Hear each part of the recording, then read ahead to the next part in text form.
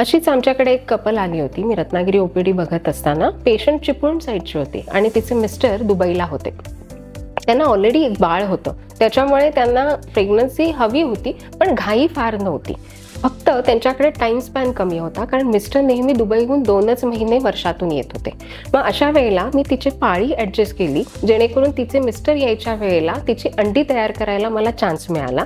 तिची अंडी तयार करायचा सगळा प्रोटोकॉल मी तिथे लिहून तिला दिला होता, जो मी आणि माझे प्रॅक्टिस मॅनेजर फॉलो करायला तिला मदत करत होतो. आणि जेव्हा तिचे मिस्टर आले तेव्हा त्या दोघांनाही आम्ही कोल्हापूरला बोलवून तिला त्यांचा सिमेन वॉशिंग करून त्यांचं IUI केलं आणि तिला आणि एक उत्तम पद्धतीची तिची अंडी तयार झाली होती आणि सिमेन वॉशिंगमध्येही शुक्राणूंचा रिझल्ट चांगला होता.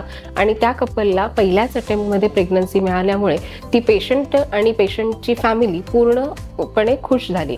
तेव्हा असंही आपल्याला करता येतं किंवा जेव्हा पेशंटचे मिस्टर खूप लांब राहत आहेत, म्हणजे चिपळूण किंवा खेड साईडचे कपल्स माझ्याकडे खूप कॉमनली येतात, ज्यांच्याकडे दुबईला किंवा कुवेतला वगैरे मिस्टर्स असतात. आणि तेव्हा जेव्हा मिस्टर 1 किंवा 2 महिन्यासाठीच येतात, तेव्हा IUI हा खूप बेनिफिशियल राहतो त्यांच्या अर्ली प्रेग्नन्सीकडे जाण्यासाठी. थँक्यू.